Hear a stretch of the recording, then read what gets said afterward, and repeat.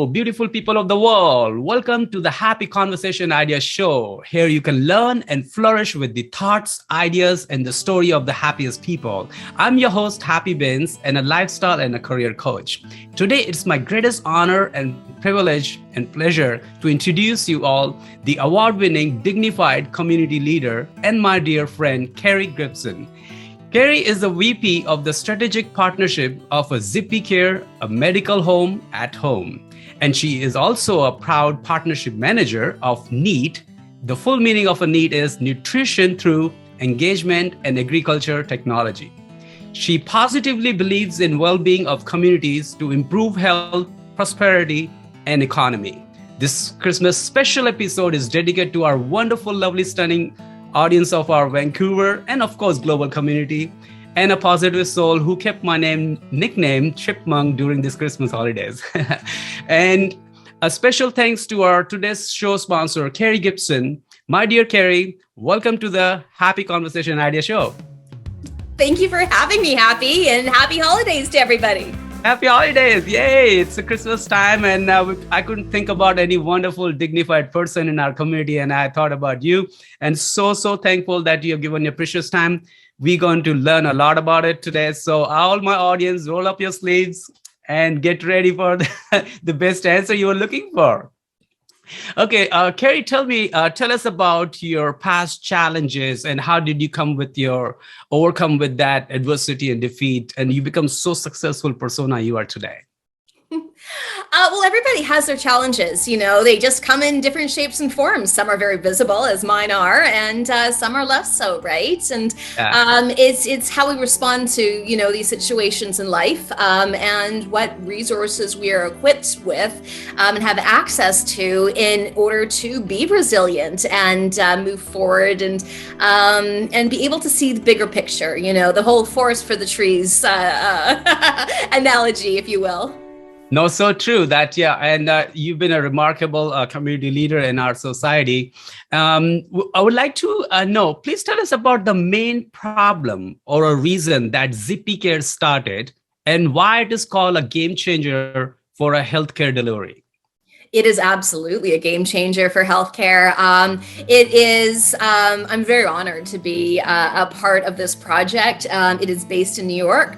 Yeah. We are currently working in 4 states in the US and working to expand to Canada as well as across the United States. It was created by doctors for doctors. Doctors saw these enormous gaps to healthcare provision, especially for marginalized communities. Not everybody has the privilege of, having, easy and affordable access to healthcare delivery.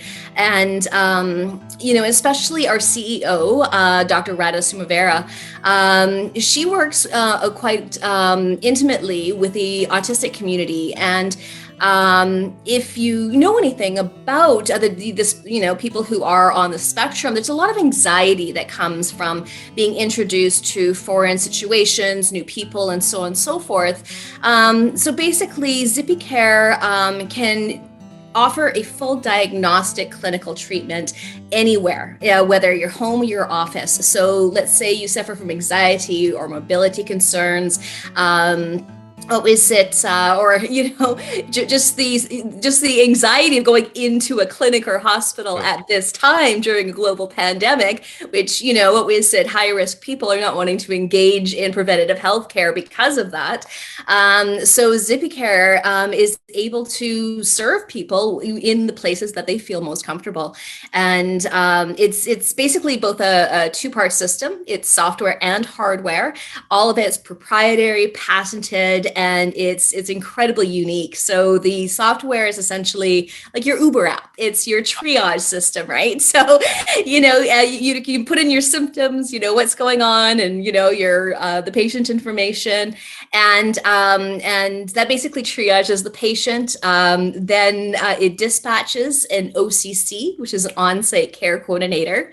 Okay. And that person takes the hardware, the Zippy kit, which is super cool. It's this fancy, this cutting edge, next gen type computer built in with it, all the tools that you would find in an urgent care center, like, ultrasound, EKG, the whole shebang are hardwired into this box. And so that when the OCC takes the box to the patient, wherever they might be, they basically, all of that data is live streamed to a physician wherever they are. Wow. And so, the doctors whose, time is the most valuable and it's the biggest resources that needs to be streamlined, they're able to take, multiple calls at once, have the data streamed to them directly to make an accurate diagnosis, which is, one of the big gaps, which, we have been concerned with in,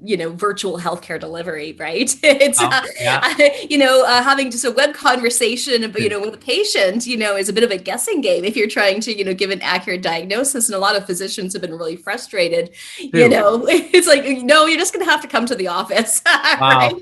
Right? So it's defeating the purpose. And so here we're able to, fill that last mile, step in, deliver the data. Physicians can feel, comfortable giving a diagnosis and being able to follow up with prescriptions and treatment and manage care plans and such through our platform, as well as the patient feels very comfortable because they can bring in their specialists, their care teams, their family members, and they can all do it in the safety of their home or office. Wow. Fantastic. This is really profound. And I think this is such a valuable information you have given. Quickly, can you tell us, when you said that it's in the United States, so is this still available in Canada as well? Or we are working on bringing it into Canada. Okay. Absolutely. That's on the to-do list. Okay, fantastic. We can't wait. Canadians will be so happy and delighted to have this wonderful service, such a profound and caring service.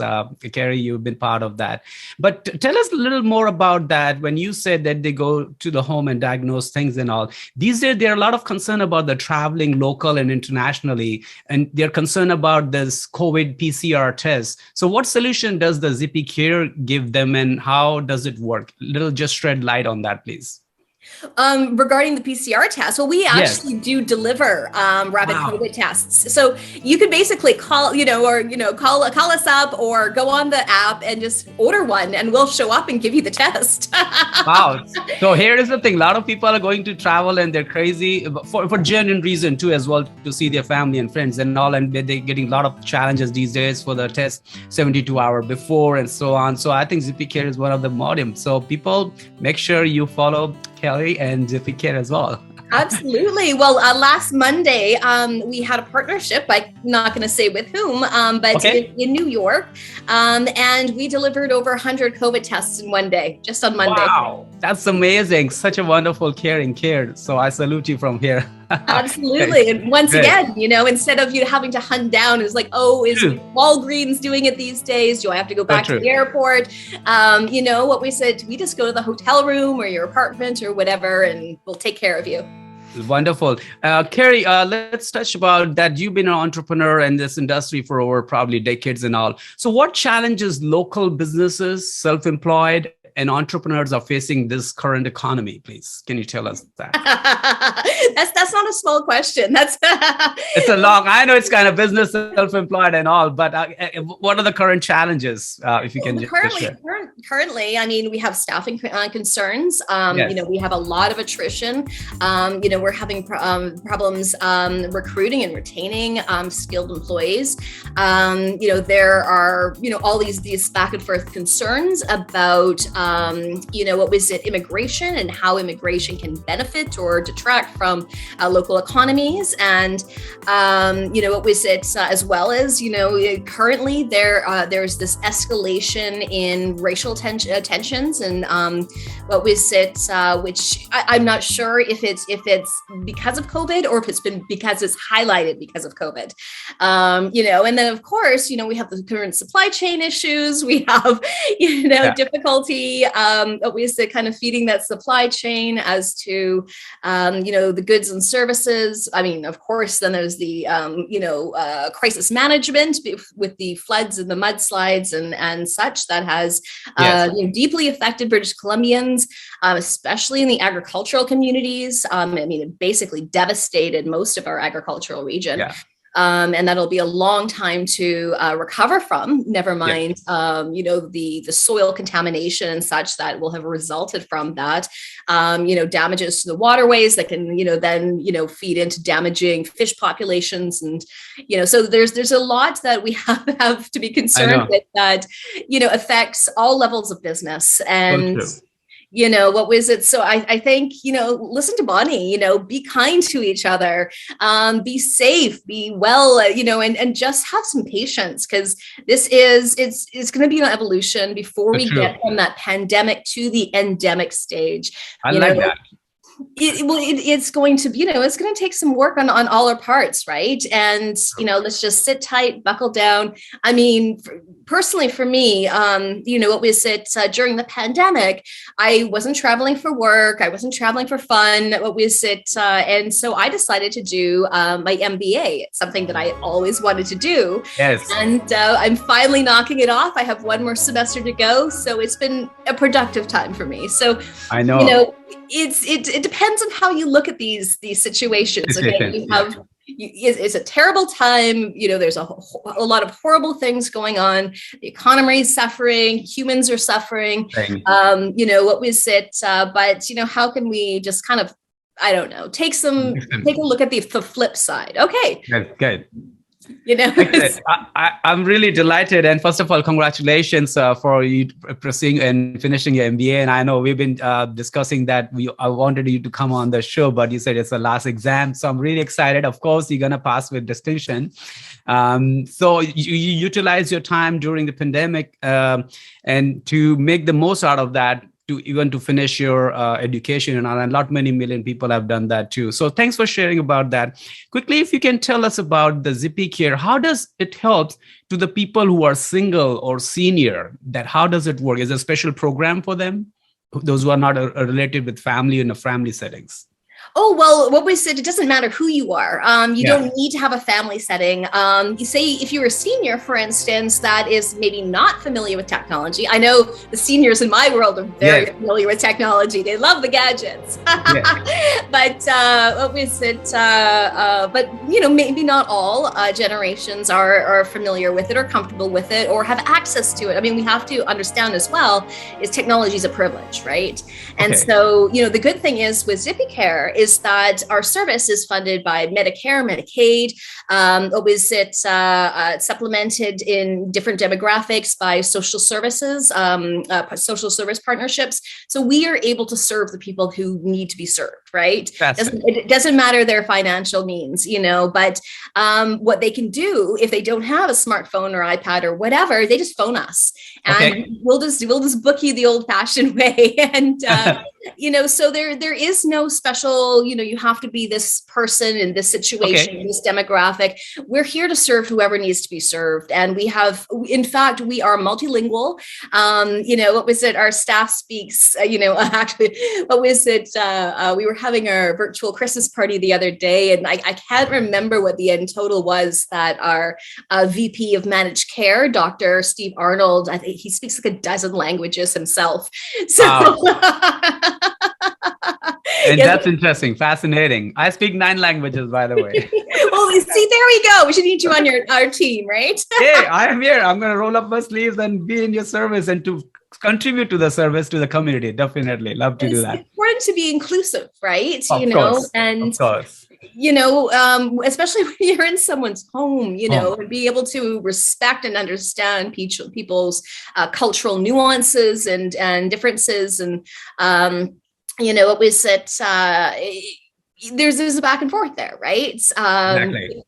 People feel more comfortable having that understanding and going into those situations, as well as the patient, of course, is feeling more comfortable being understood. Yes, great, excellent. I love that, the strategy. And so it's not the seniors and single people are left over. So they have their protocol and system, and their system that way they can call them personally as an old school type if they don't have a gadget and all. So it's really helpful. So it's made build up for everyone, just not someone will be left over there. Okay, now let's talk about NEED. So please tell us about NEED, the Pacific Water Research Center project, and why did you become the part of that profound project? I was one of the founders. I know that, but there must be a reason for that. Would you like to share with that? And what does this project mean? Well, it's interesting. I get kind of frustrated when you see a lot of projects happening that tackle only like a small segment of an issue, when what we need to do is invest funding into systems change. Yes. So addressing the causation, like why are problems occurring and how can we address the root of that instead of the symptoms, right? Because what was it, the majority of the work that is done is purely symptomatic, or putting band-aids on things, and it's a waste of money. They don't last. They'll peel off, and what we said, we'll have to start again. But so what we can do is take a look at the bigger picture. So at Nutrition Through Engagement in Agricultural Technologies, there's been highlighted, especially during the pandemic, concerns. We actually began in 2018, so we were pre-pandemic, but the pandemic highlighted the lack of food systems. The need of remote and Indigenous communities. Yes. And how, remote Indigenous communities can be supported by different partnerships, whether it be, private entities, governmental, academic. There's some huge opportunities for, really impactful collaborations that basically help, different communities that have a desire to, modify their their local economies, to create these community-driven systems changes. So. Fantastic. Yeah. So the way we work, we're just basically a support system. We have some incredible people on our team. We have environmental engineers with Cambridge, doctorates, so wow. We've got some really cool people. Our director, Adil, he worked with the United Nations, in the, environmental, department for many, many years. So there's a lot of great expertise that we bring to the table, but it's not a high-level initiative whatsoever. We're here to basically collaborate with communities to co-design solutions, completely a la carte. Nice. What does the community want, and how can we, support the creation of it? Fantastic. And,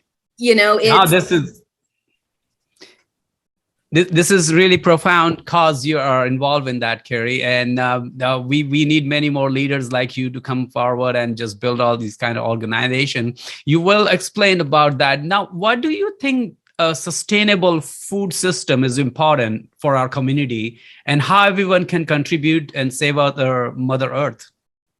Well, absolutely. It's twofold benefit, right? The environmental benefits, as well as the local, economical, as well as the nutritional and health and well-being benefits of local food systems. I remember being up in Stewart, Stewart, BC in 1997, I think it was. I remember buying a red pepper for $8 in the store up there. This was early, late spring. Food still wasn't coming in properly. And I was speaking to a woman up there, and she was laughing. She goes, I wouldn't eat that. And I'm like, why? It's expensive. Sure. It's ridiculous. I'm spending $8 on a bell pepper. But wow. The friend I was visiting was a vegetarian. So I was hoping to, make her something vegetarian with vegetables. And so I didn't have much choice. And she's like, I was trying to feed my children fresh vegetables. And she goes, I ended up giving them scurvy. And I'm like, what do you mean? How did you give them scurvy from feeding them fresh vegetables, right? True. And she said, well, what was it? She goes, that was my concern as well. My two children were turning yellow, and I took them to the doctor freaking out, thinking I'm spending all this money and, making all these wonderful meals for my children, and, and they're not looking good. Right. And the doctor says, well, this is because of the supply chain of food. Right. So, that orange that, you fed your child this morning thinking that they're going to get some wonderful burst of vitamin C, and, that, by the way, vitamin C is the cure of scurvy.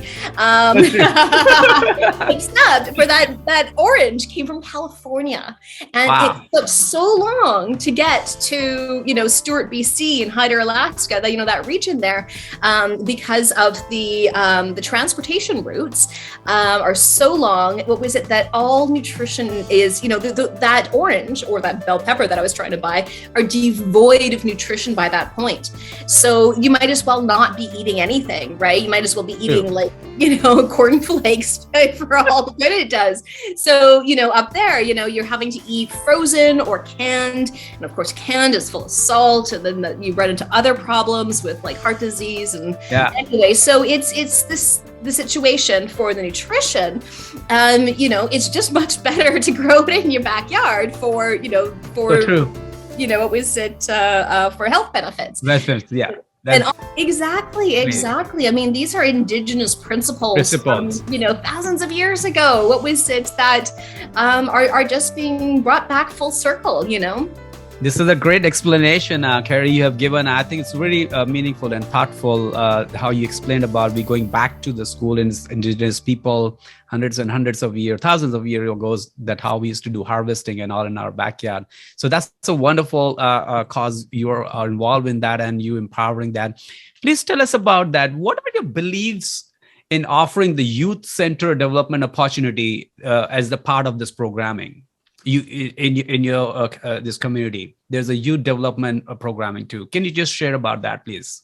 Oh, absolutely. I don't know if you have children, Happy, but no, I have sponsored 10 kids in Vietnam 5 years ago. So I do take care of them, and I'm very fond of my main passion and vision since childhood is youth and women empowerment. So that's what I do, especially in youth development. And I saw that in your profile that you're involved with the Indigenous youth program. I said, wow, I'm going to ask this question for sure.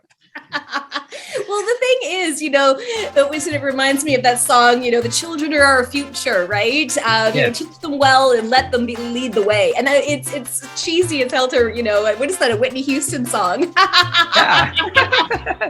But it very much embodies the truth of it, because when, the children, I remember when I was a kid and bringing home things to my parents would get involved in them and excited with them because we were excited about them, and, the kids are the key to changing nutrition, implementing new projects, community engagement.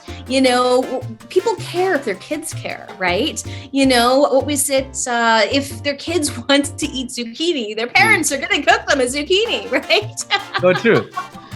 So it's, what we said, they're key to all of this. Plus, there's a lot of, what was it? I don't know what your childhood was. I was a very privileged child. I was the little girl with a pony. What was it?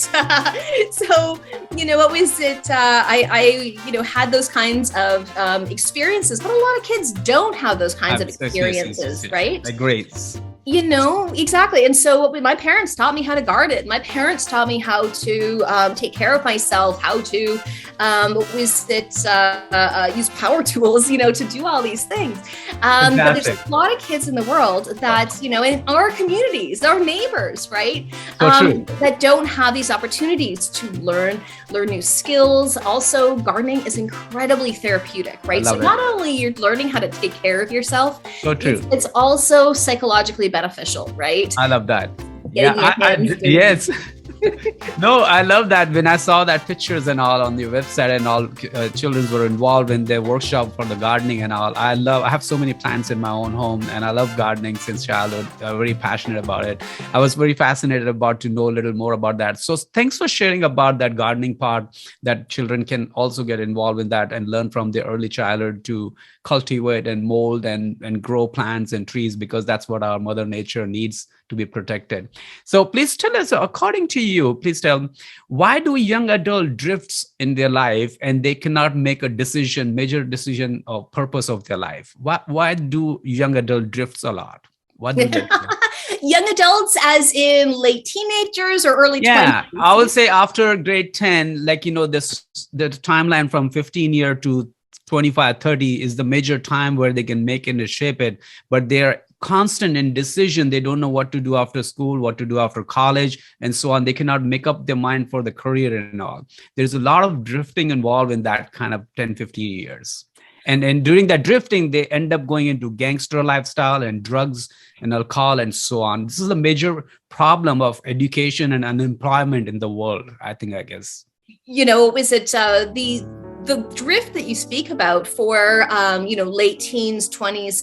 I think we live in a much different paradigm right now. I mean, what was it? It's not the same situation as our parents, when, you were an accountant, as soon as you got out of school, you were an accountant your entire life until you got your watch when you were 65 years old and you retired to the golf course. I mean, life isn't like that anymore. Jobs aren't stagnant. They aren't, they aren't static. They don't remain constant, right? So people have to evolve. And so, someone had said that jobs change, but skills migrate. And that's really important to understand. So young people, are going to be indecisive because, a job that they might be preparing for today might not be there once they graduate, right? So true. Yeah. Or the demand for it might not be, there. So as long as they're learning the skills that they can then attribute to something else, but also it's giving them the support to do that and to be kind of guided through that, to mentor young people, through this process of decision making. And if you can decide what you might want to do for the next 5 years, I think that's a great achievement, right? Yes, so true. It's almost like there's going to be a rebirth every 5 years. I've had multiple professions, and after my accident, I worked in art therapy for quite a long time before I started getting into technology. So life presents us with different opportunities. It's how, are we going to say yes to them? Are we going to be scared of them? Are we going to be equipped for them? And sometimes it just means diving in head first, even if you don't feel that you're 100% qualified. If you take a look at it and say, I think I can figure this out. Yes. That's the best attitude to have. It's like, can you solve the problem, right? So true. So true. That's a wonderful answer, Kerry, you have given in that. But during this learning process, combining with your own experience, that you have challenges and all, and you have learned from other community young adults too. Can you just share what one can learn from the adversity and defeats and to flourish their life? Well, it's that whole, what is the Dolly Parton quote? You can't see the rainbow unless you have the rain. I love it. Wonderful. That's one of my favorites. And, you're not going to see the good unless you've experienced the bad. Life is a balance of that, right? That yin yang, nature, nurture, everything balances, right? Once you allow it, relax into it and allow it to happen. And life is not just, glowing in roses and, rainbows and unicorns. It just, that's not realistic. Stuff happens, you get over it, you fix it, you deal with it. You just, even if it's just day by day, you just thank God that you wake up the next day and, you can try again, right? As long as you keep on doing that, you'll get to some other side or some other situation or context, and and it'll get easier, right? And then when you get over something difficult, you feel so much gratitude for all the wonderful things, right? So true. Otherwise, life would just be boring. Life shouldn't be boring. That's why we are on this show called the Happy Conversation Idea Show, to make the life more passionate, romantic, and happening thing. Okay, Kerry. Well, this was all the wonderful answer you shared about the Ziphycare, about the need. I hope our audience got enormous amount of information on that, so where they can reach and all. Let's do this second round we call Make the World Happy Round, and this is the Christmas bonus to our community people now. Okay, so your first question in this round is, what makes you happier, the intelligent part of your life or the emotional part of your life? I think the intelligent part of my life. I love thinking and learning, and I gain much happiness, and that gives me an emotional response. Woo-hoo! I love that answer. Wonderful. Okay, connected to that now. Okay, how to build emotional confidence and thrive in life? Emotional confidence in private life. Well, the thing is never. Never say defeat, right? It's okay. Like, never throw up your hands, never say, okay, I'm done, forget it. Just keep trying, right? And what we said, it's in failing, but then getting it the next time that you gain that confidence and say, oh, I did that, right? So true. I love that wonderful answer. That's such a powerful answer. Okay, what does success means to you? Success is loving what I do every day and feeling like it has some bigger value than just being a paycheck. Wow, I love that. Just being a paycheck. Wonderful. I hope this audience will take as a golden nuggets. Okay, what happiness means to you? Happiness. Happiness is loving and to be loved. It's engaging with, in those big ways and little ways with the people around you, and just, putting a smile on other people's faces. I love that. Just putting smile on other people's faces. And I think I'm known for that. Ooh, I'm just kidding. Okay. One thing nobody knows about you. Nobody knows about me. I'm not sure. What was it? Among the many things, you can tell the one thing. I know. I have no idea, because I have so many people in my life who know bits about me from like different things. Something random. Oh, what was it? I cook everything with ghee. What was it? Okay. I don't think anybody would even think to know about me. What was it? I gotta say, ghee makes the best popcorn. Lovely Vancouver audience who knows Kerry. Now you know what about that is. Okay, this is one of the funny questions. Why Santa is so jolly? Why Santa's so jolly? Well, God, what was it? He's never on a diet. Of course he's happy. That's a very profound and very nice answer you've given. But according to me, I have learned the other answer, because he knows where all the toys are. I love this one. Thanks, Kerry. Okay. What do all people need this holiday season? To feel safe and secure, and to spend some time with their loved ones. People have been, kept apart from those that they love, and that separation has been highlighted through traditional holidays, right? It's technically it's just another day, it's just another season.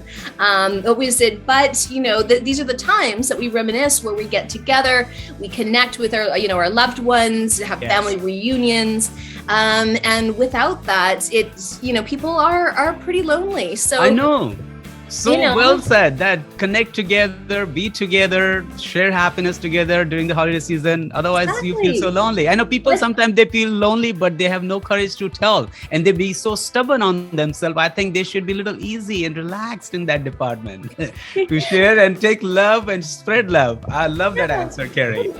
Learn to celebrate your inner introvert, and just, take the, it's hard, you're going to miss your friends and family, not having enormous parties. I miss having, not being able to have my, annual tree trimming party for the last couple of years, but that's okay. I'll get over it. We'll do it again eventually. I'd rather be healthy. I'd rather my friends be healthy.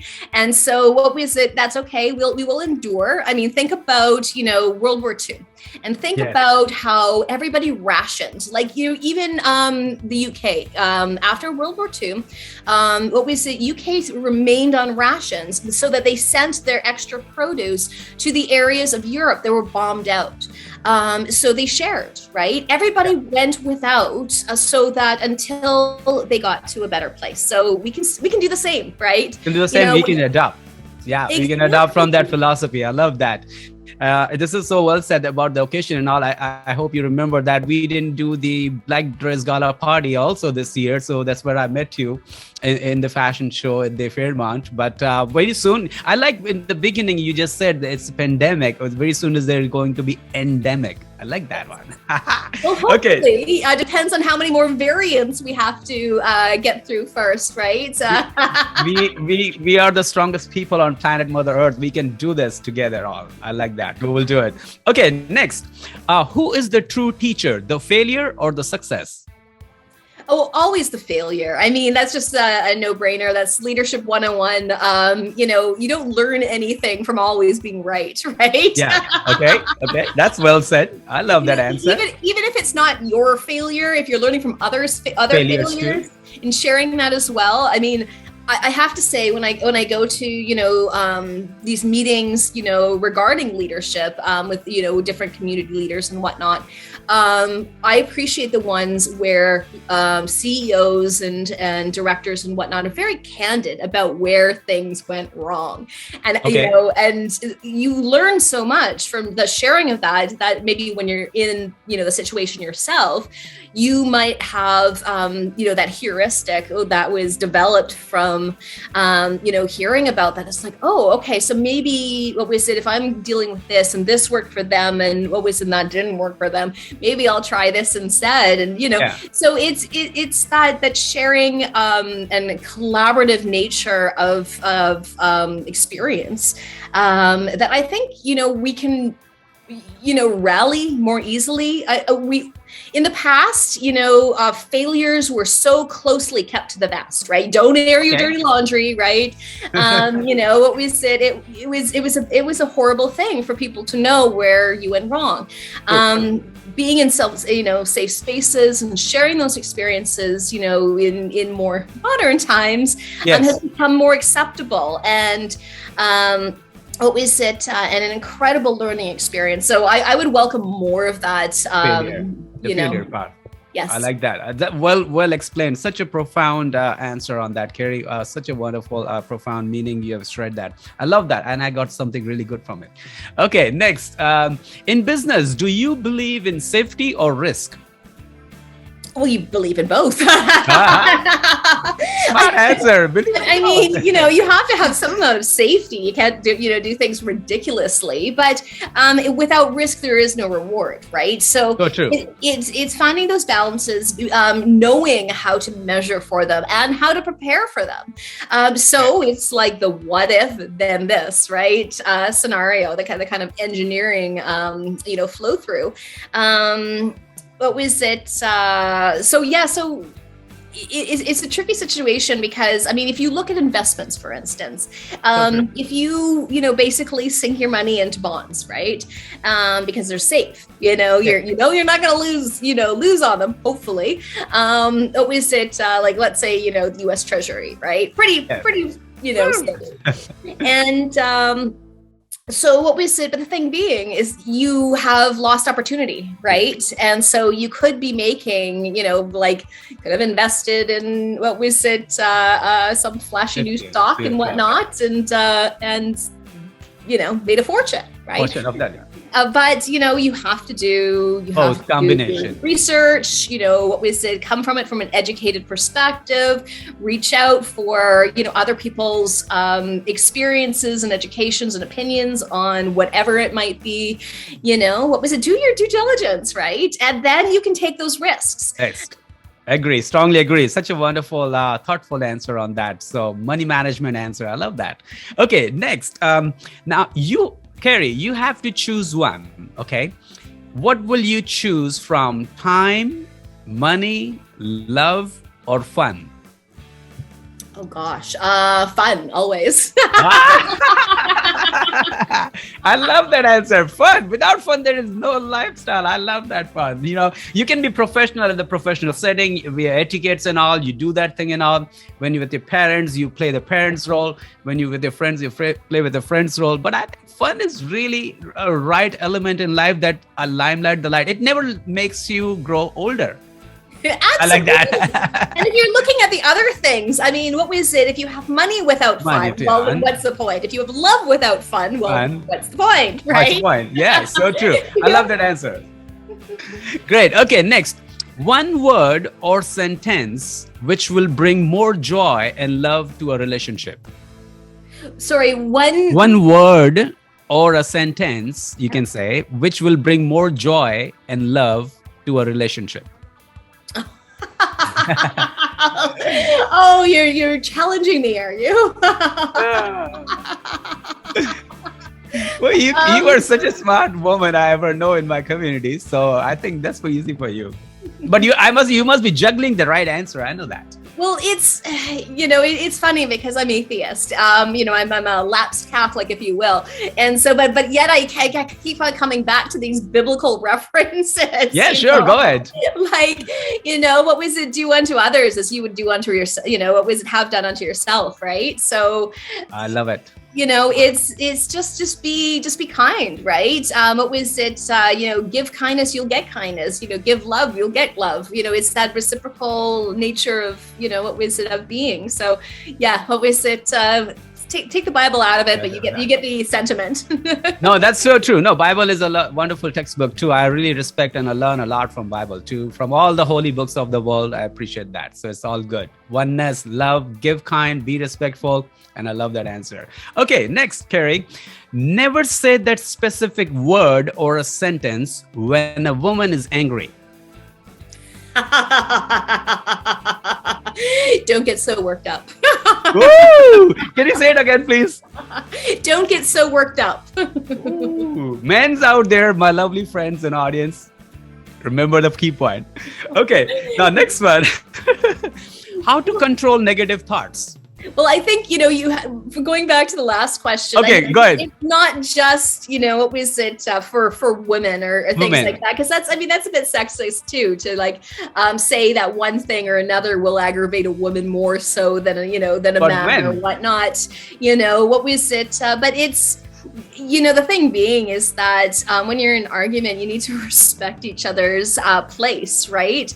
And what was it? It's not about the thing is it's not triggering people to respond in anger and to at least allow people to be able to express their emotions, as long as obviously they're non-violent emotions. I know, so true. Like with that caveat. But the thing being is that people are entitled to feel emotional, and what was it and to say things like that, whether to be to a woman or a man, like calm down, or what was don't get so emotional, or things like that, are not allowing someone to feel something that they're very deeply feeling in that moment, right? No, wonderful, Kerry. I really, really admire your very meaningful answer in depth, that it's not about the woman and also men too as well, for both gender. Like, when you're angry and upset and emotionally, allowing them to be respectful. And it can trigger the emotions too. What a wonderful answer, Kerry. I love that. Okay, now let's get to next one. What is the best advice you have ever received? The best advice? Say yes. I love that. Say yes to everything in life. I never give up on anything. I love that. Yes answer. I find million reasons not to leave that place, thing, or person in my life. Always yes. I love that. Such a powerful answer, Kerry. I love that. Okay. Well, the thing being is, especially for women, we're often, we're concerned more so than men. Statistically, this has been proven that, like, for instance, we're giving these opportunities. And if we don't feel that we're 100% qualified or 100% trained or 100%, what was it, up for the task or whatever, that we will say no. And what was it, never mind, the ability to actually negotiate for that position and, for that full value that perhaps a male would be receiving in that same position.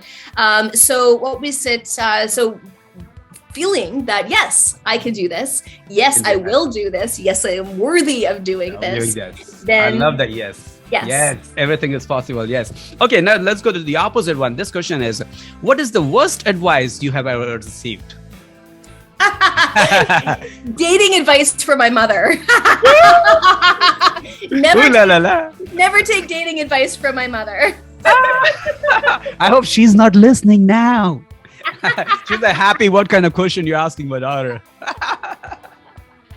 Okay, I will take that one. That's a wonderful answer. See, this is the thing which I was asking you in the beginning. What one thing we don't know about you? So maybe this is the one.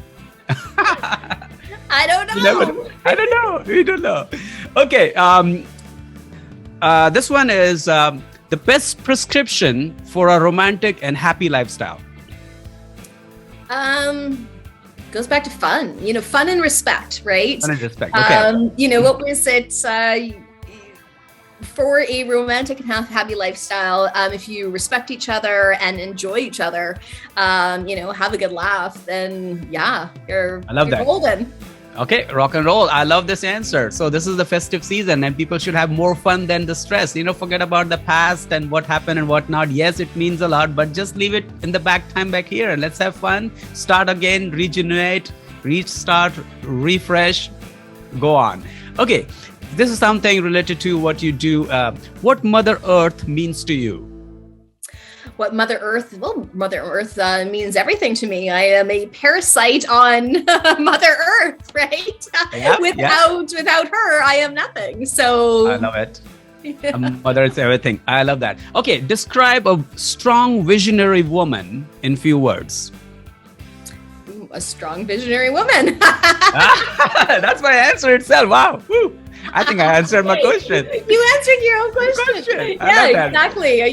Because you are a true icon in our community, and people and women especially watch over you and to admire your skills and the dignified thing you have done for the community. So it's such an icon. You're admirable. So I love that answer. So I think my question was the answer. That's good. Okay. Okay. What is your favorite book name? One of those. Oh my goodness. A Boy of Good Breeding. It's written by a favorite Canadian author of mine called Miriam Taves, who writes about kind of like little caricatures of Canadian communities, small Canadian communities, particularly Mennonite communities. Okay. And what was it? So yes, A Boy of Good Breeding is funny and poignant and wonderful. It is one of my favorite books. Okay, fantastic. I'm going to read that too. So I'll put it on my reading list this month. I buy 2 books every month. So thank you, Kerry. You're welcome. Okay, lovely. Now you have been wonderful in business and community. What is your prediction for 2022? More of the same. I love that. I think it's going to be endurance. I think that's going to be the. I think the word for 2020 was pivot. Yes. What was it? The word for what was it? 2021 was optimism, and what was it for 2022? I think it's endurance. I think we're just going to have to push up our sleeves and just kind of keep on slogging through it and continuing to find creative solutions to keep going. Our government can't keep out doling money, out, as we are. I mean, there's no sustainability there, right? We can't crash the country. We have to, keep things going. Maybe look to different technologies, different collaborations, how we can all work together to get to that endemic phase. How can we support what needs to be supported, just to get to the next phase, so that we can rebuild properly, right? So true. I like that. That's a phenomenal and powerful answer you've given towards the community and towards the country and the government too as well. I think that's a very mature answer, Kerry. Thanks so much for sharing. Okay, now the question is, the pursuit of happiness is in. Oh, it's a fill in the blank. Yes, it's a fill in the blank. You're doing MBA exam, so I'm being a little examinary questions to make fun out here. Oh, if only my exam questions were as pleasant as this. Maybe I can be the examiner and I can dictate or create a new exam question for you. Oh, goodness. So the pursuit of happiness in, that's the blank, fill in the blank. What was it? The pursuit of happiness is in dash. The pursuit of happiness is in, what was it? The relationships that we have, family, friends, community, neighbors, your pets, what was it? It's in relationships. Oh, what a wonderful answer. Relationship. This is why I started this wonderful conversation idea show, to build up the strong founders relationship for the community, the global community. I love that. Now, Kerry, this is an imagination question, okay? Imagine if God makes you a man for a day, what will you do more of and less of? Well, if God made me a man for a day, oh dear God, do I want to be? Do I have to say yes? Okay, I don't know if you can pass this question. That's why I said it's an imagination question. You're not gonna offend my man, are you? Well, what if I don't want to be a man for a day? I mean, that's assuming that it's, I don't know. You can be an hour for it. Maybe in a day, and forget about the day. We can be an hour. Well, one thing that I would do is I would pitch more for investments. So what was it? So Ziphycare, what was it, for instance, is, goes through various rounds of investment. And statistically, men receive far more investment than women, but with exponentially so. So if I was a man, then I just go pitch to VCs for that entire day. And wow, that's a financially powerful, packed answer. Oh, all the men's gonna be not discouraged, but they will really get admired with your lovely answer. I love it. Okay, I love that question. It's so a shame. True. Apparently, the statistics, what we said, have report that women who, receive investment and into companies, are able to do more with it financially. However, it's men who receive more of that investment, very disproportionately. So what was it? I'd like to see that change. What was it? So one thing that I want your listeners to check out is an organization called the Prosperity Project. There are a bunch of amazing women and some men who got involved in it this year, including myself. And it's basically, it was birthed out of COVID-19. Basically, as we saw these disproportionate effects, inequitable effects between men and women, as COVID persisted. What was it that women, for instance, they're the caregivers, they were in positions that were, inequitably affected by the pandemic. They more lost jobs, so on and so forth, for instance, in tourism and hospitality industries. So what was it? The Prosperity Project was created, and it is very data driven. We've been basically collecting data from across Canada to answer many different questions. Everything from childcare, mental health, economic resiliency. Women in trades. So there's some really great data on the website if you want to check it out. Sure. Definitely. I will mention all that after the link, your Ziphycare also, and the NEAT also, and also this one too as well. Thanks so much. Okay. Now this question is for you again. How to forgive someone and bring them back in the life? Well, that's interesting because, quite often we call out people, right? We're saying, hey, you can't do that, go away, right? We don't want you anymore. Yeah, and, of course, in some circumstances, that's sometimes the appropriate answer. But if there's a lot of people, though, who maybe have just made a mistake or misjudgment or things like that. It doesn't make them an inherently awful person or things like that. And so you call them in. Instead of calling them out, you call them in, right? And you welcome them to discuss, like, why did you say this? Why did you do this? Can we work through this? Can come to some kind of understanding.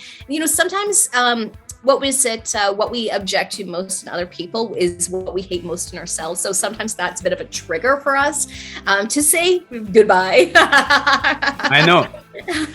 Such a wonderful answer. Yeah, go ahead, please. What we said, if we have that self-awareness to kind of know that and to be able to respond to that with some kindness and some generosity and a lot of patience, nice.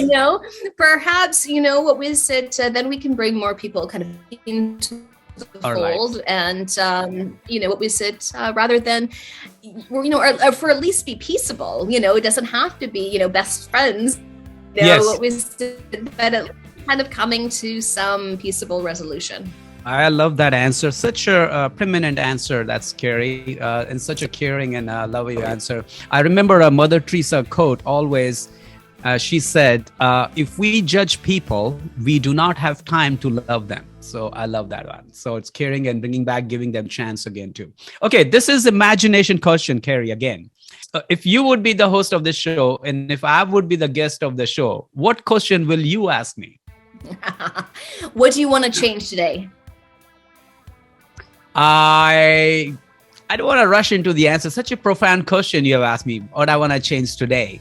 I want to change two things. First, to improve myself than yesterday what I was, to be a better person, to do the good for myself, for my body and soul, and for the community and my beloved people, and continue changing. For me, more than change, I like word improve, because I like to improve that change what I have already changed in past. So I want to do continuous improvement in that. And another change I would like to bring is to spread awareness of the happiness through the wise and profound wisdom, dignified people like you, to share this change, to bring this changeable and improvable answer to the world through my podcast. That change I wanted to bring today. Good answer. I like that. Some pass. Okay. Okay. Now, last few questions, and then we will wrap up from here. What is your favorite word or a quote? Word or a what? Sorry? Or a quote? A quote. Yes, please. Oh, my goodness. If you want to go fast, go alone. If you want to go far, go together. Together, yes. Go. So true. And I hope this lovely audience will get that phenomenal quote from that too as well. Okay, this is one of the second last question, and then we will wrap up, Kerry. Well, this is a wonderful quote. I will remember that in my life. I remember, but I didn't know how to put it that. So thanks for making it clear. I love that one. I need more coffee. You. Yes, thank you. And this is a wonderful season time of the year. It's a wonderful time of the year. What is your message to the beautiful people of the world? Well, the thing is, it's not Christmas everywhere. We have to remember that. Yes. Christian. Yes. We are celebrating the global happiness. Year of the end is the December month, is the last month, but it's also a sign of a new beginning in January too. No, and technically Jesus Christ's birthday wasn't actually in December. So, what was it? That's a misnomer. So what was it? This is just, in my family, we are not religious people. We don't, necessarily go to mass and engage in religious activities. Personally, I think a lot of religion is by men for men and is very self-serving.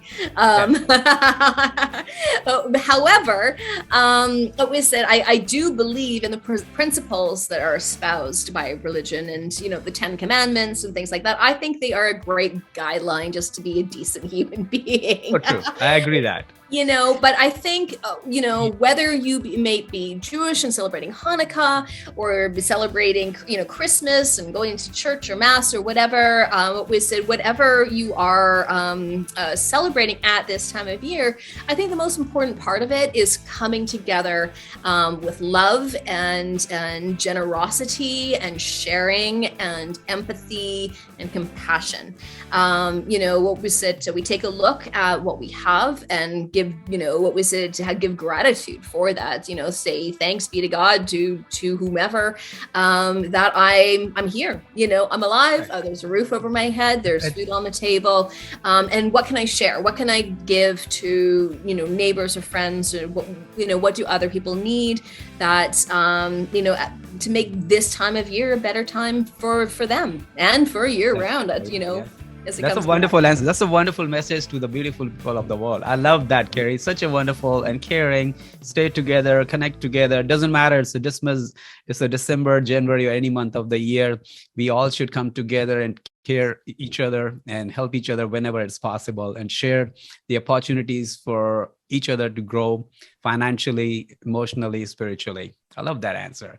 Okay, so what do you like about this show today, Kerry? I think you asked a lot of really great questions that weren't just, the usual autobiographical, autobiographical type of questions, right? And that, the direction of your show is more about how we can be better people. What was it? How we can do better for our community? What was it? How can we collaborate? And once again, further to the whole, holiday situation is, what was it? Instead of giving gifts like stuff to people, because a lot of people have a lot of stuff and really don't need it. I don't need it. Think about giving something to, to the food bank, and then giving someone a card saying, I donated $200 to the food bank on your behalf in your name. Or Vancouver Foundation has, has a lot of great opportunities that support organizations across British Columbia that are carefully curated. So that your money is going to a great place. Okay. And, and someone will feel enriched knowing that, someone had given in love on their behalf, with thoughtfulness. And I mean, especially because we've lost so many people that are dear to us, these past years, whether they be COVID related or or of, other causes, and think about how we can honor them as well, right? Excellent. Thanks so much for this, your wonderful and caring answer, Kerry. And I would like to say thanks to the wonderful audience for being here today, and you'll be listening and watching this show. I want to say sincerely thanks so much, Kerry, for your wonderful, precious time to share your wisdom, your thoughts, ideas, and story, which is very admirable, very inspiring and empowering. I couldn't thank you enough, and would like to see you sometime soon when it's the endemic, and we will have fun together. Thanks so much, Kerry. Thank you so much for your time. I appreciate that. Thank you so much for having me. It's been lovely. Thank you so much. Take care. Bye. I'm your host here, Happy Bains here today, and want to say thanks so much for coming on the Happy Conversation Idea Show, where you can witness and flourish with thoughts, ideas, and story of the happiest people. And the happiest persona was Kerry Gibson. And you can listen and watch and educate from her website, will be mentioned down below in our section. Till then, next time, stay well, enjoy the time, and have fun.